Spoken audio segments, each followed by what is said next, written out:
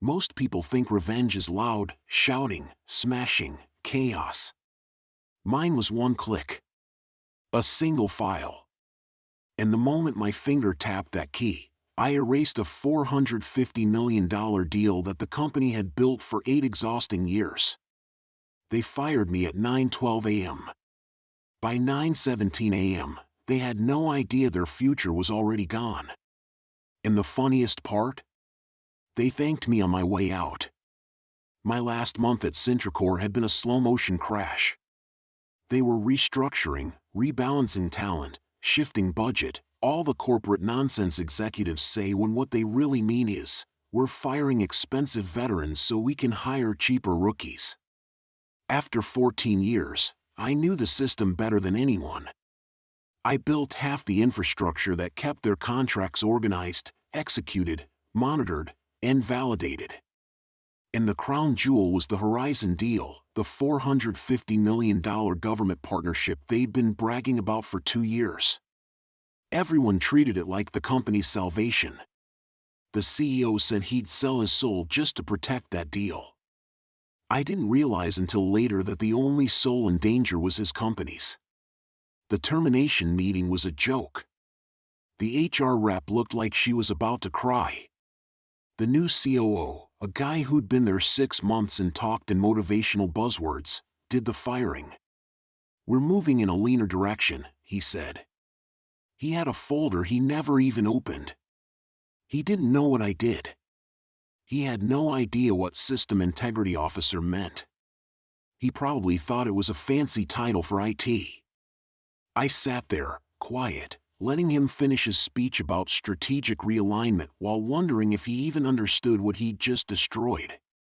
The moment he slid the exit packet across the table, I knew something he didn't. They had just invalidated the backbone of the Horizon deal. And I was the only one who could fix it. When they deactivated my main account, they forgot the shadow access I built years ago, a secure admin channel used only for emergencies. It wasn't hidden out of secrecy, it existed because the system required a fallback in case the primary directory failed. No one else ever touched it. No one else even remembered it existed. I didn't go back to my desk. I didn't make a scene. I walked out of the building with my little cardboard box, smiled at security, stepped into my car, and opened my laptop. The Horizon deal depended on one file, a compliance integrity token that linked Centricor's system to the federal contract portal. Without it, the partnership wasn't just delayed, it was void. The token had to be maintained weekly, updated monthly, and recertified quarterly by a certified officer whose ID was logged in the file's metadata. That officer was me. For 14 years. The COO, in all his brilliance, fired me without transferring my certification or assigning a replacement. The system didn't care about excuses, budgets, or corporate speeches.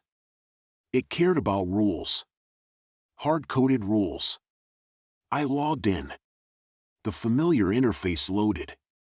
Everything looked perfectly normal. The Horizon deal folder sat there like a sleeping dragon. I opened the certification token. My name, ID, and encryption stamp glowed on the screen. And in the metadata panel, a timer: if officer status is terminated, token shall be revoked within 72 hours. They had no idea this timer existed. And revocation wasn't reversible. Not by anyone except the originating officer, who no longer existed in their system. I didn't need to destroy anything. I didn't need to hack or sabotage. All I did was remove the encryption signature and save the file.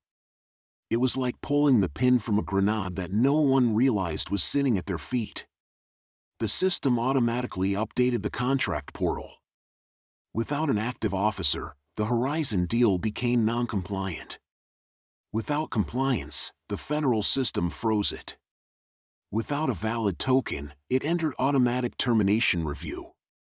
The dominoes fell exactly as designed. 2 days later, the COO called me.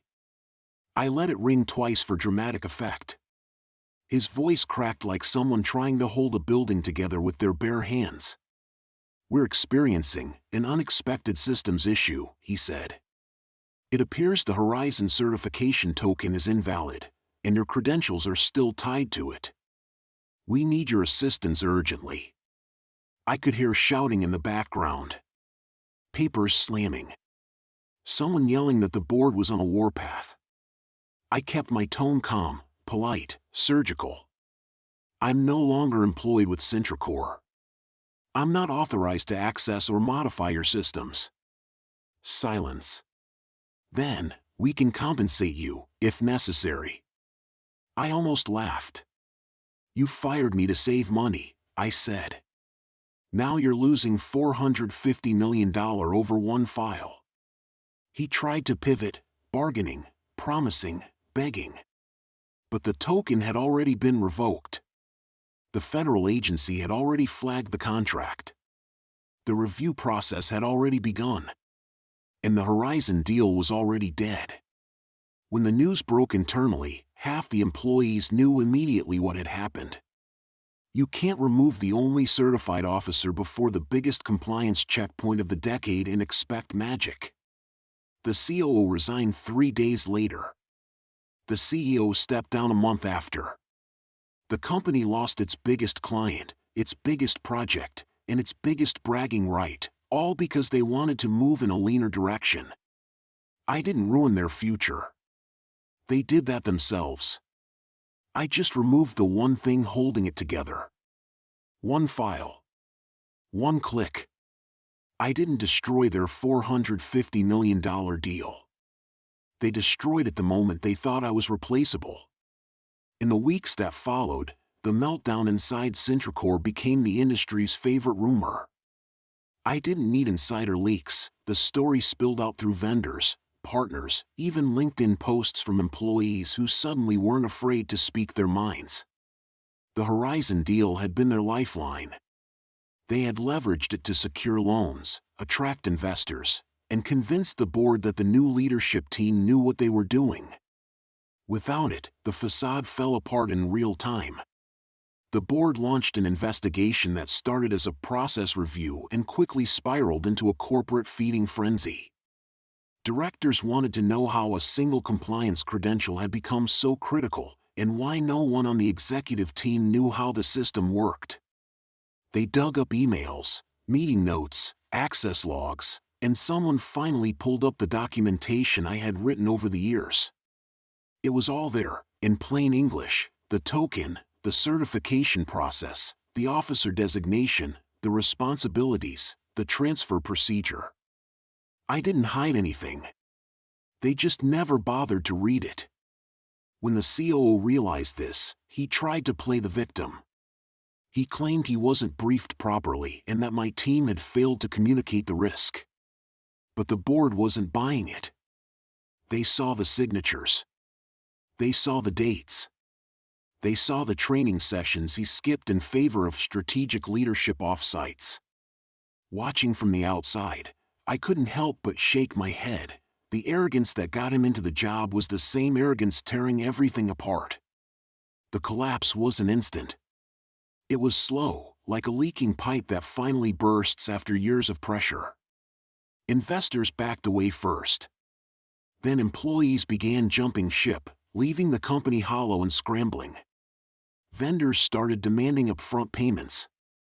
The stock price dipped, then sank, then completely cratered when federal records publicly confirmed the Horizon contract revocation. But my part in all this wasn't malicious. It was simply the natural consequence of a system they never respected. The best part, though, came unexpectedly. One afternoon, I received a message from a junior analyst I had mentored years ago. She thanked me. She said my firing had pushed her to leave too, and she now worked for a major tech firm where she felt valued for the first time in her career. She told me half the team had found better jobs within weeks, using the chaos as motivation to move on. Her message hit me harder than the collapse of a multi-million-dollar contract ever could. That's when it clicked. My exit hadn't just destroyed a deal. It had exposed a culture, one built on shortcuts, disrespect, and lazy leadership. And it gave everyone trapped inside a chance to escape. By the time industry news labeled Centricor as the company that imploded over a compliance token, I had already moved on. I had started consulting independently, helping organizations that actually wanted expertise instead of pretending they understood systems they'd never read a manual for. Every new client meeting reminded me of one thing: I had spent years dimming myself for a company that couldn't survive a week without me. Some people say revenge is about payback. But mine wasn't. My revenge was simply letting the truth unfold. I didn't sabotage anything. I didn't hack anything. I didn't delete a file out of spite. I followed procedure, stepped away, and let their ignorance do the rest. And in a strange way, it felt satisfying. Not because they lost $450 million. Not because executives resigned. Not because the board finally realized how fragile their operations really were. But because I finally saw my worth, reflected back by a disaster they created the moment they decided I was expendable. They were wrong. They paid the price. And I walked away to something better. The final blow didn't come from the board, or the investors, or the government. It came from reality, the one force no corporation can negotiate with. Centricor had built everything on top of a single assumption: that people like me would always be there to clean up the mess, to patch the holes, to push deadlines across the finish line no matter how we were treated. They believed institutional knowledge was automatic, renewable, permanent. They believed loyalty was a cheap, abundant resource. But loyalty isn't free. And competence isn't interchangeable. They learned both lessons too late. A month after the Horizon deal collapse, Centricor attempted a desperate fix. They brought in an outside contractor, a massive consulting firm, to rebuild the compliance framework from scratch. The rumor floating around was that the consultants quoted 7 months of work and $14 million just to get the system back to a functional baseline. 7 months. 14 million. Just to replace what they fired out the door without a second thought. And even then, the government refused to reopen the contract. The loss was final. I watched from afar as the dominoes continued to fall. Key engineers left. The product pipeline froze. Recruiting dried up. A hiring freeze turned into a downsizing wave. And the company's internal Slack leaked screenshots of employees jokingly calling the Horizon collapse the token apocalypse. Still, I didn't gloat. I didn't post vague messages online. I didn't brag to anyone. I didn't need to. The people who mattered already knew the truth. The day things came full circle, I was sitting at a quiet cafe, working on a proposal for a client. A familiar figure walked in, the HR rep who sat through my termination meeting. Her shoulders looked lighter now, like someone who'd finally escaped a storm. She spotted me, hesitated, then approached. "I'm so sorry," she said softly. "For everything. For how it went down. For not speaking up." I closed my laptop. "It's okay," I told her. And I meant it. "No," she said, shaking her head. "You deserved better. And they lost everything because they couldn't see it." She wasn't bitter. Just tired. But there was something else there too: relief.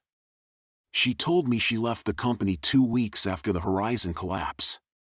I realized if leadership could throw someone like you away, none of us were safe. We talked for a bit, catching up. When she left, she thanked me again. But she said something before walking out that stuck with me for days: "You weren't replaceable. You were the reason the place worked at all." And somehow, hearing it from someone who had no power to change anything made it feel real. I went home that night, sat at my desk, and looked at the line I'd written years ago in my system documentation, the line that ultimately brought the company down: compliance begins with accountability.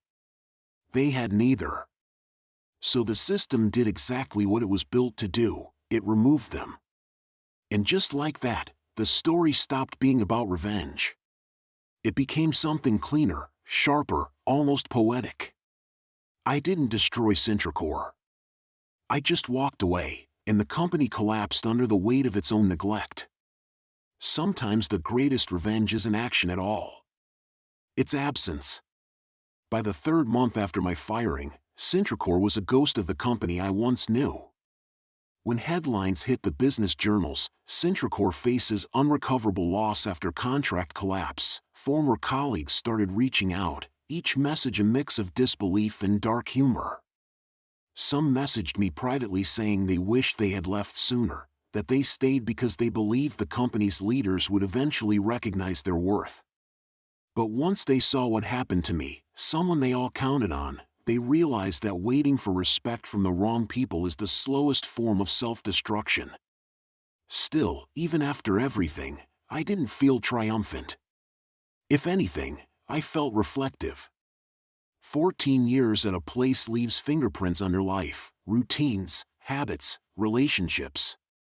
But as weeks passed, I started noticing something interesting. For the first time in my adult life, I wasn't tired. I wasn't stressed. I wasn't bracing for the next crisis or patching holes left by poor leadership. I was calm. And I didn't realize how much weight I'd been carrying until I didn't have to carry it anymore. Then one morning, completely out of nowhere, I received a message from one of Sintracore's original founders, a man who left years before the new leadership took over. He'd heard the story from someone still connected to the board. He invited me to lunch, not out of curiosity, but respect. I built that company on the idea that experts should be treated like partners, he said over coffee. If I were still there, firing you would have never been an option. He offered me a role in his new venture, advisory, flexible, high value, and he said something that stayed with me: you weren't replaceable. You were a pillar. They forgot that. I won't. It wasn't the job offer that resonated. It was the acknowledgement, the recognition that everything I built, everything I protected, everything I held together for years actually mattered. And not because it collapsed without me, but because I created something foundational. By the time I accepted the offer, Sintracore was on its final act. Their website quietly removed the Horizon project page. Several board members resigned. A leaked memo circulated online showing that the consulting firm had advised them to prepare for dissolution or forced acquisition within 12 months. The COO disappeared from the industry entirely, his reputation demolished beyond repair. And the CEO? He retired for health reasons, which everyone knows is corporate language for "I'm fleeing the wreckage I created." But here's where everything came full circle. 6 months after my firing, while working for the founder's new company, I attended a regional tech conference. Halfway through the event, a panel moderator introduced one of the speakers, Sintracore's former CEO. His hair was grayer, his posture stiff, and his expression hollow. When the audience realized who he was, the murmurs spread instantly. Everyone knew the story by then. He started his speech about leadership lessons, but the tremor in his voice betrayed him. And for a moment, I wondered if he would acknowledge me. Not by name. Not publicly. Just, in principle. A simple lesson: respect the people who hold your company together. Understand the systems before you gamble on them. Don't underestimate the experts who protect your success. But he didn't. He danced around vague corporate cliches, never once admitting the truth. And that's when it hit me: he still didn't understand what he lost. And that was the real punishment. Not bankruptcy. Not scandal. Not headlines. But ignorance, the kind that traps a person in their own downfall without ever giving them the clarity to learn from it. I watched his speech from the back of the room. Not angry. Not smug. Just done. And as the session ended, he looked up briefly, just long enough to catch my face in the crowd. His eyes widened, and for a split second, the mask slipped. He knew. Maybe not the whole truth, but enough to see what his arrogance had cost him. I didn't approach him. I didn't need to. I simply turned, walked out of the room, and stepped into a life that had grown far bigger than anything Centricor could have offered me. A life shaped not by revenge, but by freedom. And in the quiet moment that followed, I understood something perfectly. Sometimes the universe doesn't remove you from a place because you're weak. It removes you because you're too strong and too valuable to waste in the wrong hands. In the days after the conference, word spread quickly that the former CEO had seen me there. Someone who attended the event messaged me saying, "You should have seen his face when he realized you're thriving." Man looked like he swallowed a stapler. But I didn't care about his reaction. His shock wasn't my achievement. My achievement was simply existing outside the shadow he tried to bury me under. Still, something strange began happening after that conference. A few executives from other companies, competitors, partners, even 2 former Centricor clients, reached out to me. They had heard versions of what happened, some exaggerated, some painfully accurate. But the core truth never changed. The one guy they called replaceable was the one guy holding the company together. One VP wrote, "We always thought Centricor was unbreakable. Turns out it was just you." Another said, "We tried to warn them the Horizon compliance system wasn't standard. It looked like someone built it with real-world foresight. Now I know who." I won't lie, hearing that felt good. Not petty, not vengeful, just validating. Years of being talked over, dismissed, sidelined, it finally made sense why the load always felt heavier on my shoulders. Because I was carrying it. Fast forward a few more months. I was deep into the founder's new project, a clean, elegant platform with modern architecture and leadership that actually listened. One morning, I saw a news alert pop up on my phone. Centricor officially files for bankruptcy protection, asset acquisition under negotiation. I opened the article, half expecting some twist. But no, the collapse was complete. The Horizon loss had drained their reserves. The failed rebuild had eaten their runway. Leadership missteps had chased away their best talent. And without the people who understood their infrastructure, the company simply decayed. The best part? Their bankruptcy filings listed the Horizon collapse as the primary trigger event. It wasn't my system that destroyed them. It was their arrogance in thinking it could run without me. Later that week, while reviewing development notes, the founder walked into my office and placed a folder on my desk. "We're acquiring some of Centricor's old IP," he said. "Their engineers are applying here. Some of them requested you directly." I flipped through the papers and felt this strange mix of nostalgia and closure.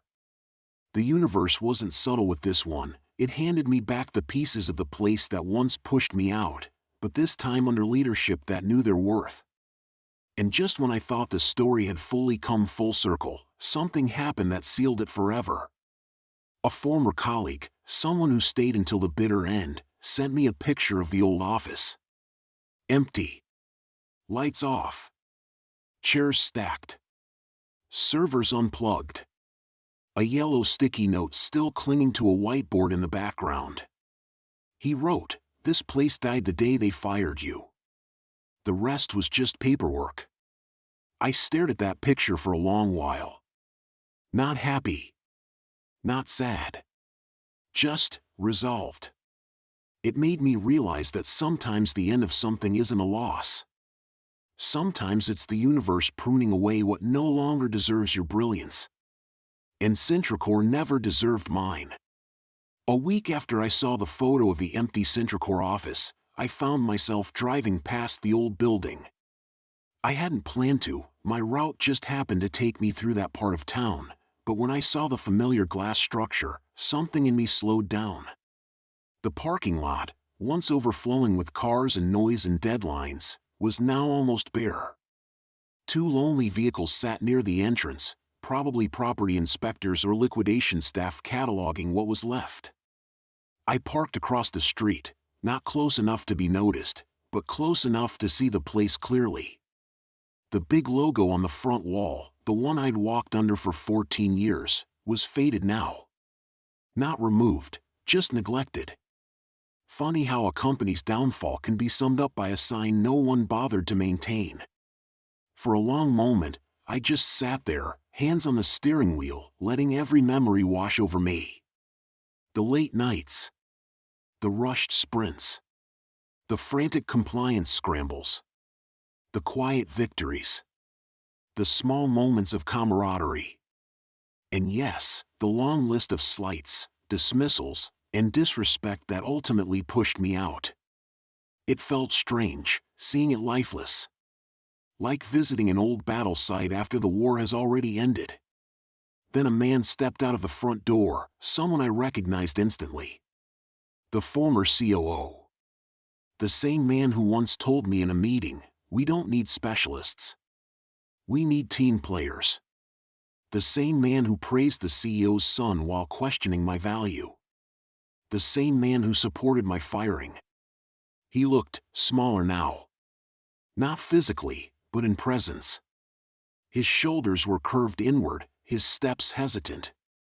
He carried a box filled with papers and desk trinkets, the cliched goodbye box, except there wasn't even anyone left to say goodbye to. He reached his car, unlocked it, placed the box on the seat, and just sat there. Eyes closed. Breathing heavily. Maybe defeated. Maybe angry. Maybe still blaming everyone except himself. For a moment, I considered driving off before he saw me. But I didn't. He eventually looked up, and our eyes met from across the street. He froze. Even through the windshield, I could see the recognition hit him like a punch he never saw coming. His eyes widened. His jaw slackened. He looked like a man seeing a ghost, or worse, seeing the embodiment of every decision he regretted too late. He didn't wave. He didn't look away. He just stared. And for the first time since the day they fired me, I felt absolutely nothing. No anger. No triumph. No bitterness. Just a clear, clean sense of closure. I nodded once, almost politely. He blinked hard, swallowed, and looked down, the universal gesture of someone who finally understands what they threw away. I drove off. Not fast. Not slow. Just steady. As the building shrank in my rearview mirror, I realized that place no longer held anything of mine, no resentment, no memories I needed to cling to, no part of my identity. I had grown far beyond those walls.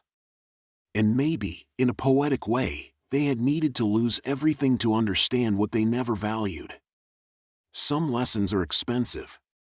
Some are catastrophic. And some destroy entire companies. But that wasn't my burden anymore. I returned to my new office, bright, alive, filled with people who trusted me, respected me, and actually listened. A place built on competence instead of ego. A place where no one's work was taken for granted. And as I stepped inside, someone called out from across the room, "Hey, we're stuck on the new security module. Can you take a look?" I smiled. Not out of arrogance, but appreciation. Because this time, my expertise was a privilege, not something to be exploited. I walked over to the team huddled around the whiteboard, markers in hand, diagrams half-drawn and ideas scattered like sparks waiting to ignite. They stepped aside as I approached, not out of fear or formality, but respect, the kind that's earned, not demanded. I studied the architecture for a moment, tracing the logic, spotting the gap instantly. It wasn't anything dramatic, just a subtle logic oversight, the kind only someone who's lived inside systems for over a decade could see at a glance. "Here," I said, circling a small segment on the board. Your validation stops too early. Link these 2 checkpoints and you'll solve the cascade issue. The room went quiet, the kind of quiet that comes from collective realization. Then someone said, "Of course. How did we miss that?" And another added, "This is why we needed you." I felt a warmth in my chest I hadn't felt in years. Belonging, the real kind, doesn't come from how long you serve a place. It comes from how deeply a place values what you bring. As we worked through the module, I noticed something I'd never experienced at Sintracore. I wasn't carrying the entire weight alone. People asked questions, shared ideas, took responsibility, collaborated, instead of waiting for someone else to save the day. For the first time in my career, I wasn't patching a sinking ship, I was helping build something seaworthy. Later that evening, after everyone had gone home, I stood in the quiet office, lights dimmed, a gentle hum from the servers filling the air. I walked to the window overlooking the city. The skyline was dotted with towers, each lit with thousands of workers inside, hustling, striving, hoping their efforts meant something. I wondered how many of them were being undervalued the way I once was. How many were the backbone of companies that didn't recognize their importance? How many were quietly holding entire systems together while someone else got the credit? And I realized then, the story was never about revenge. Revenge was just the shadow people saw when the truth finally came to light. What happened to Sintracore wasn't destruction. It was exposure. A system built on arrogance collapsed under its own weight the moment the person who carried the load stepped away. And that's when the full truth hit me, simple and almost liberating. I didn't end Sintracore.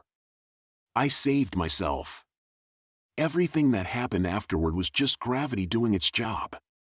In the end, Sintracore became a cautionary tale, whispered in boardrooms, dissected in tech circles, held up as proof of what happens when a company forgets the value of the people holding it together.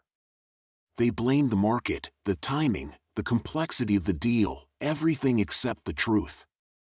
The truth was simple: they gambled on the idea that I was replaceable. They built an empire on the assumption that the person who kept their world running would always stay silent, always stay loyal, always stay in the shadows. And when I walked away, their entire illusion collapsed.